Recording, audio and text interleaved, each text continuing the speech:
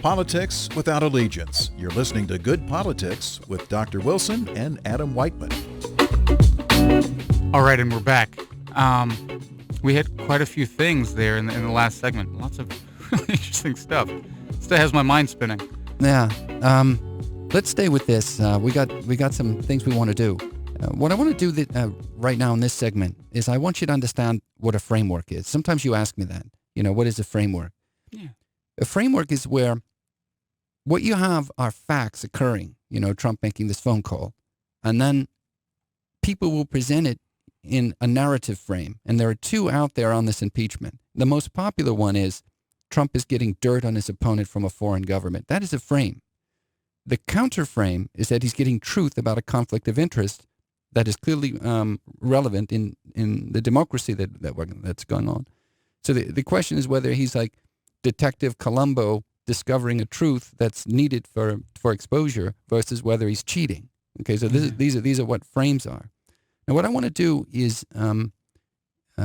So framework is how we look at it, more like. Yeah, I mean, there's no such thing as a fact. A fact isn't meaningful to us until we put it in a frame. That's how it becomes significant to us. Gotcha.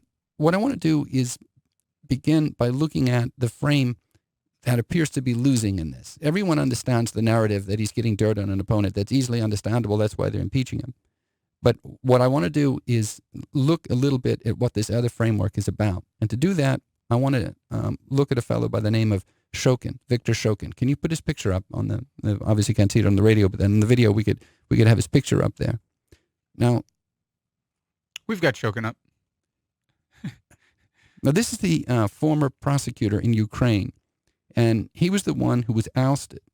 Now, there are two versions about what he was doing. And this gets to be really, really interesting because it's really, really fascinating. It's not the story that's fascinating; it's which story is true, and it's not clear which one is true. What's what I like about it. The traditional version was that he was a corrupt person, and that he wasn't going after the company, the Burisma that we talked about last time, this energy company. Burisma co-founder had to flee the country due to embezzlement in 2014. He comes back later on in 2017 after Shokin is gone, and basically he's okay. It just has to pay some back taxes. Okay, so the traditional version of this Burisma is that Shokin really wasn't doing his job. And remember also that he's supposedly tied to Russia. Ukraine's got these two factions. One's pro-Russian, the other one isn't. So he's supposedly one of these figures. Now, this is what the competitor version is. The competitor version, the alternate version, is that he's just a regular person who was caught within larger powers that didn't want him to do his job, and he wanted to do his job. Now, this is important because we're now going to set up how all of this works. Let's listen from Rudy Giuliani, and I want you to play clip number 90. This is an affidavit under oath. We presented it. It basically says Joe Biden is guilty of bribery. Now, Shokin could be telling the truth or lying, but he's willing to go under oath. Just to be clear, Shokin was the prosecutor. Shokin is the prosecutor who was fired. In Ukraine, he was fired. Now, corruption, look, I'm not trying to be insulting, but corruption is rather prevalent in Ukraine. Now, if this guy Shokin was really, really corrupt, he'd have like a big car and a big home like Lutsenko. Shokin wants to come here and testify openly and point the finger at Joe Biden and say he's a crook. Well, I don't know. He may be telling the truth. He may be lying, but the guy has the courage to stand up in court and do it. He's given us an affidavit under oath. I put it on television the other day. That's when, the minute the affidavit came out, they knew I had it. They know everything else I have, too. That's why they tried to silence me. It is not accidental that I put the affidavit of Shokin out. 3 hours later, they say, we demand that the press not interview him. So to get the characters in the story right, we have Shokin. He's the prosecutor in Ukraine that was supposed to be investigating Burisma. Right. Burisma was not getting charged. People under him were saying, hey, why aren't you charging this guy? We have presumably evidence. Now, Giuliani's saying, well, he doesn't have a nice car. Maybe he's not being paid off is what he's suggesting, right? Right. Now, there's a whole lot here. And what I want to do is unpack a lot of what Rudy is saying there separately. Here's what Rudy Giuliani's story is. And by the way, we're just presenting these different things, okay? This is our job to do this dispassionately and to call the game. We're like Al Michaels in the booth. We're calling the football game. All right. So this is what Rudy's idea is. He goes to the Ukraine ostensibly to investigate something else. He's looking at the 2016 issue with election meddling. He's Trump's personal lawyer, and he's there before the Mueller report is done. So he's there trying to represent his client to deal with. He knows that the Mueller report's coming out. And supposedly he stumbles upon this interesting story. And, because people are saying, Ukraine has this history of corruption, you never know what story you're getting is true or not. One of the interesting little narratives here is whether Rudy's getting played. Now, let me just follow along here. He's told that Shokin, the reason he was pushed out was that it was a Democratic squeeze. In other words, the Biden squeezed him out. And he says that Biden forced him out and that he was actually trying to do his job. Now, the one thing that Rudy does say that I find interesting is he says, look, I personally saw Shokin, and he doesn't look like a party official who's got bribes. He doesn't look rich. He doesn't look like this regular guy. So that's kind of interesting to see that eyesight, that he's just this, he's not ostensibly an oligarch, a powerful person, as someone who's on the take, it looks like. But Rudy then says something else. He says, I've got affidavits. And you'll hear Rudy Giuliani say this all the time. I've got affidavits. I've got affidavits. Well, I have to tell you something. As a lawyer, someone who practiced law, you get an affidavit when you don't have proof. In other words, an affidavit is a substitute for proof. Normally, you don't need an affidavit if you go real proof. An affidavit is basically somebody solemnly swearing. Right. I swear I'm telling the truth. Right. So if you're in a situation of corruption, maybe those things aren't worth anything. But anyway, this is what lawyers do. These got a bunch of affidavits. But then he says a couple of other things. I don't know if he said it in this clip or the next clip, but he's going to say that he has seen investigative documents, not affidavits, real things. He's going to talk later on about financial transfers. Giuliani will. We're going to show you that later. I don't want to get too far ahead. And he also says something else. He says, after I got this Shokin story about the Democrat squeeze and Biden's role in it, now they're trying to silence me. Now, this sounds crazy, but let's go ahead and listen to clip number 92. Letters, the Biden campaign is demanding the major networks stop booking you as a guest on their programs. The campaign wrote this letter, reading in part, quote, by giving him your airtime, you are allowing him to introduce increasingly unhinged, unfounded, and desperate lies into the national conversation. Whoa. So she's saying that Biden's, not administration, what do you call it? Lawyers. Campaign. Biden's campaign is saying, don't give Giuliani airtime because he's just out there lying. Yeah, well, look. This is why I started off with frameworks. To win the impeachment, the facts of Trump calling people and wanting to get into this has to be stuck into a frame. One frame says Trump is dirty, he's digging up dirt, he's a bad person. And this other frame, which was applied by Rudy Giuliani, says, look, excuse me, there's something here and I have some proof of it. And it's interesting to hear the campaign's response, which I think is strategic. I mean, you don't want to address it yet until it gets into the mainstream. You want to paint it as a crackpot theory. That's, I think, deflection 101.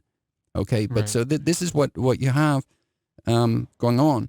Now, the one thing I want to say is we already know that what is there is at the very, very least a conflict of interest. Okay, so it's relevant at least to that. And certainly there's nothing wrong to investigate a conflict of interest. But the question is, and what Giuliani is saying, is that maybe more is there. If all that is there is a conflict of interest, it's just an ethical matter. But if it involves a payoff, other things could exist. In this clip here, I want you to listen to Rudy talking about money. And again, some of this is irresponsible. That's what the Biden people are saying.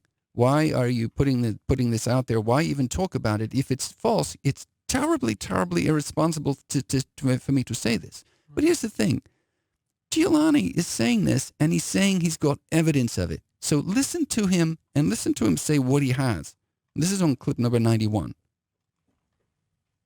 Because this came to me as Ukrainian collusion. Right. And in the middle of it, they said Joe Biden fixed the case against his son, Soros, and Burisma.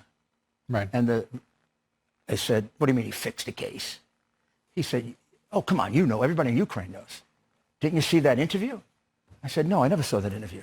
And he shows me the interview with Biden, first time I'd ever seen it. Right. And then they gave me the documents. I've seen the underlying documents of the investigation, of the laundered money, the money that went to Hunter Biden from Latvia to Cyprus to the U.S. I have the notes back from Cyprus. We can't give you, per U.S. government, we can't give you identities for Hunter Biden. We can't give you amounts for Hunter Biden and Devin Archer. Everybody else, they gave amounts. Devin Archer. And then Shokin testifies that when he called, he was told that the U.S. Embassy said to not give over the amounts for Hunter Biden and Devin Archer, his partner, who's the other guy that's in the picture. In the Hamptons. Just at the time they were appointed to the board. He says he was given these numbers, one, and two, he can't give us any numbers. Is there any merit to the U.S. government laws prohibiting him from giving any numbers? No, we have to do the best we can to read these tea leaves. Okay, so we have to start with what he says. Okay, he says in that clip how he came to learn about it. And we'll put that off to the side for a second because that's actually something we could use against him. It's very convenient that this just gets thrown in Rudy's lap when he takes a trip to the Ukraine. What happened to you on your vacation? Well, look what I found. So that we'll put that off to the side of how it came to him. He's using that as a defense that it came innocently to him. That this story, he stumbled upon it. That's very interesting. But what he says is rather interesting here, that he's looked at various documents, prosecutorial documents, and that he has financial transfer records.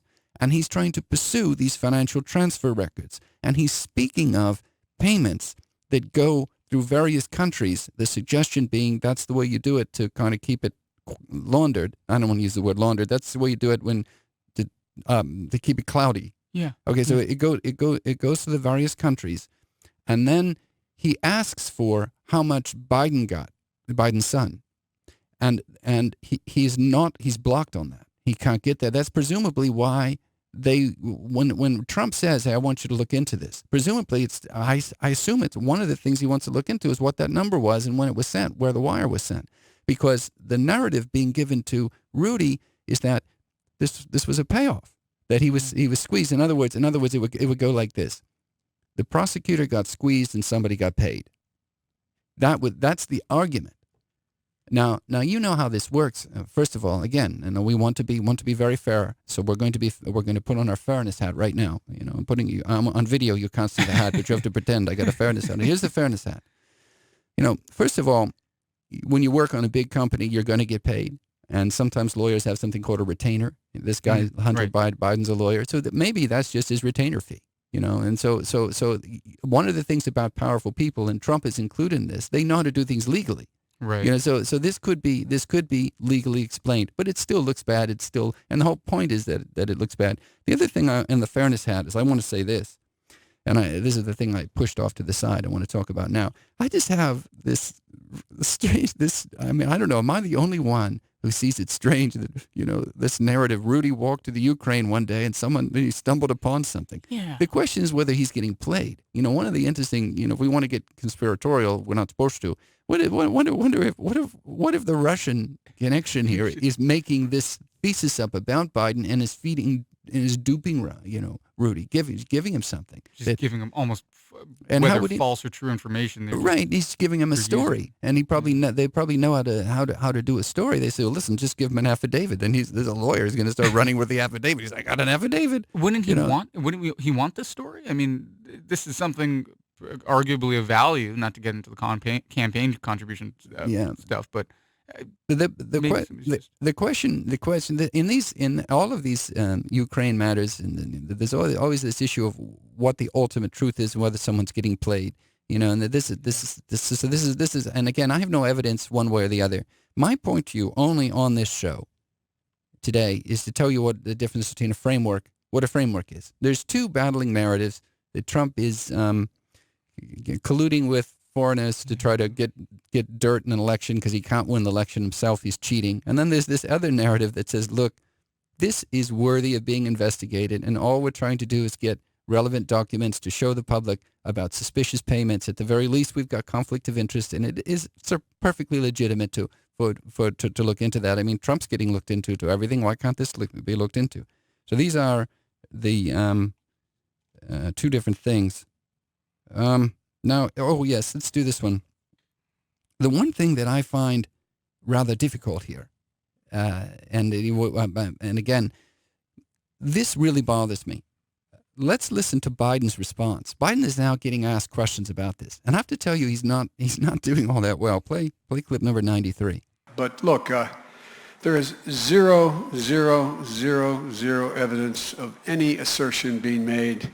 I'm not going to go into it now. Look, the issue is this president of the United States engaged in something apparently that is close to, well, engaged in activity which at minimum gives a lot of running room for the Russians in Ukraine, and I think we should just focus on he's the issue. Nobody has ever asserted that I did anything wrong except he and what's that fellow's name, Rudy or whatever his name is. Hang on here. Was he directly asked? Because he didn't really have much of a response. He was just going to say there's 0.000% chance. Yeah. He's not really saying anything. So well, you notice that he said a lot of things. He said, I don't want to talk about that. He said, and then he tried to turn it around and say, look, don't you understand what the correct narrative is? It's this Trump. Correct narrative is Trump is the problem. Yeah, the correct narrative is that look at all the dirt and the collusion that he's doing, and he's continuing to do it. And in the end, he has this funny thing to say. He knows Rudy's name. He calls him Rudy Hootie. And I mean, to me, when I look at that, when I saw that clip, I said to myself, "This might be in trouble." Well, there might be something there. Yeah. And the thing about it is, we don't know what's there. What's there might be more to do with his son than him. But I don't want to speculate what's there. My point to you for this show is simply that there's two narratives. I don't see anything ethically wrong with Trump wanting to get more evidence on this. So what do these two narratives look like? One, Biden saying, "Don't forget, Trump is the problem. We can't ignore that." But yeah, I mean the two narrative, the narrative that's winning out there right now, which is it's very clear. This is the narrative the Democrats are running with, that Trump is colluding with a foreign government to get dirt on his opponent. That's the narrative. He's not pursuing truth in democracy. He hasn't found. If you could have another press, and to some extent, even Fox isn't very good at this. But to some, all Fox does is just do interviews. But with Rudy and lets Rudy talk. If I was the journalist at Fox and had Rudy talking, I would put some tough questions to him. But it seems to me that a press could be interested in this story and want to vet it, but the certain outlets don't want to do that. There's multiple reasons this could backfire. That same exact narrative can backfire into the other narrative for Democrats. I mean, if Biden is their front runner right now, it looks like he might take the nomination. This is clearly dirt on Biden. Why would they? That seems like a huge risk. Not only can it backfire, just like how Clinton backfired when he was impeached. His poll numbers went up. Not only that could happen to Trump. There's a couple of thoughts there that you bring up, and one is, as this plays out, who is it going to benefit? And you'll notice the Democrats are doing this in private, and both sides don't have subpoena power.